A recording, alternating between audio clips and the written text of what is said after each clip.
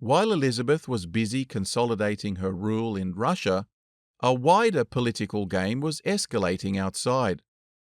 In North America, the French and British had descended into outright war in Canada, following a series of escalating skirmishes since 1754. Meanwhile, Austria was still furious over the loss of Silesia to Prussia, and Frederick the Great, too, grew anxious that Russia, which had recently marched its troops across his entire country, might prevent him from seizing more Austrian provinces in any future campaign. Empress Elizabeth's chancellor and de facto foreign minister, Alexei Bestujev-Ryumin, was a key player in Russian diplomacy during her reign and one of the most brilliant diplomats of the 18th century. Bestujev had long advocated for an alliance with Britain, according to his long-cherished defence strategy, formulated during the time of Peter the Great. After much dithering, the Empress now finally herself ratified the treaty, only to be blindsided by the shocking news just in that Britain had also signed an alliance with Prussia, eager to protect its holdings in Hanover. This British double-dealing, which effectively nullified its deal with her in favour of Prussia, was a huge slap in the face to the Empress. But France was actually even more stunned. You see, Prussia, its only real current ally, had just sold out to the British without so much as even consulting them.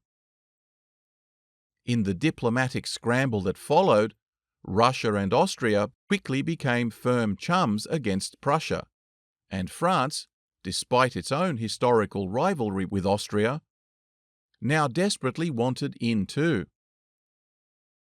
Bestujev, who had spent decades lobbying against the French, now saw his life's work evaporate as France was hastily welcomed into the alliance. By 1756, Frederick the Great, with a British defence treaty in his pocket, and seeing no point in delaying the inevitable, launched a preemptive invasion of Saxony, an Austrian ally positioned uncomfortably close to the Prussian heartland, thus opening the European theatre of the first truly global conflict, the 7 Years' War. Russia mobilized, but its army was poorly equipped and made up almost entirely of raw recruits. Nevertheless, they marched into Riga by November, but their commander, Field Marshal Apraksin, worried about supply and morale, decided to overwinter, much to the irritation of the Empress. The delay in engaging the enemy also concerned Catherine, Russia's future queen, and Bestujev, who was Apraksin's close friend. In letters, they urged him to advance and confront the enemy. However, Bestujev's rivals at court presented these communications to the Empress, spinning them as coded counter-orders, apparently meant to sabotage the war effort. Already suspicious of Catherine and Peter, due to rumours of a past coup plot, the Empress was easily swayed. She had Bestujev arrested and confined Catherine to quarters. Isolated once again, Catherine was left in despair. Only Count Poniatowski continued to visit, offering her a tenderness and loyalty she had never experienced before.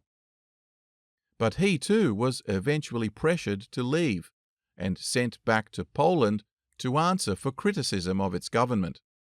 It would be many years before she ever saw him again. Summoning all her resolve, Catherine confronted the Empress. Declaring her undivided loyalty, she sobbed and pleaded that if the Empress distrusted her, she should be sent back to Zerbst, rather than die of grief and humiliation for the lies that were being spread about her. The Empress, struck by this raw demonstration of emotion, softened and soon let Catherine back into her confidence. But Bestujev was not so fortunate. Despite his advanced age and years of service, his political influence was still feared, and his enemies ensured that he remained exiled to his estate in a completely undeserved public disgrace.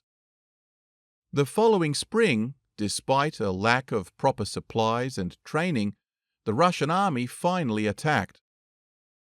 Over the next 4 years, they battled fiercely, eventually conquering all of Prussia's Baltic and Pomeranian coasts. Ferocious battles such as Zorndorf, Kunersdorf, Grossjägersdorf, and Kai claimed hundreds of thousands of lives, and the Russians, alongside their allies, particularly Austria under Maria Theresa, put up such a tenacious fight that Frederick, who had initially expected a swift conquest in both Bohemia and Moravia before waltzing into Vienna, now found himself pushed to the brink of collapse. By late 1761, he was even considering abdication. Then, in February of 1762, while attending Mass, Empress Elizabeth suffered a stroke and died a few days later. For 6 weeks, her body lay in state. Catherine, dressed in black mourning attire, knelt by her coffin for hours each day. The endless line of mourners took note of Catherine's devotion, which lifted her public esteem immeasurably. In contrast, Peter barely made an appearance. Peter, as you might recall, had been raised in Holstein and was a fervent Prussophile.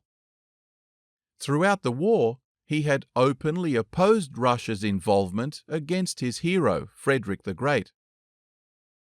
Now, upon being pronounced emperor, he immediately terminated all of Russia's alliances and withdrew the entire army. The country was aghast.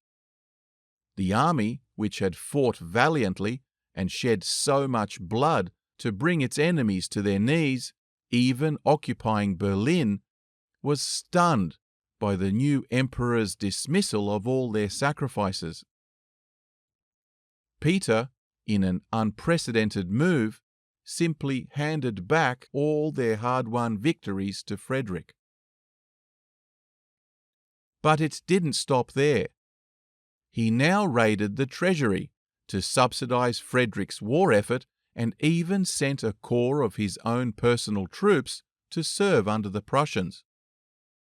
To Frederick, this Russian exit was nothing short of a miracle, breathing new life into Prussia's war effort, allowing him to repel his enemies on all fronts, and regain much of what he had set out to achieve.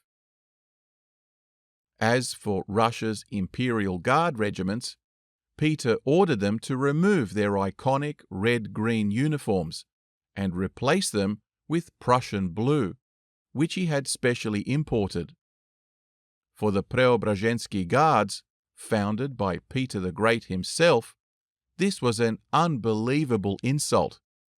The nation seethed with anger. Catherine, horrified, distanced herself from her husband even further.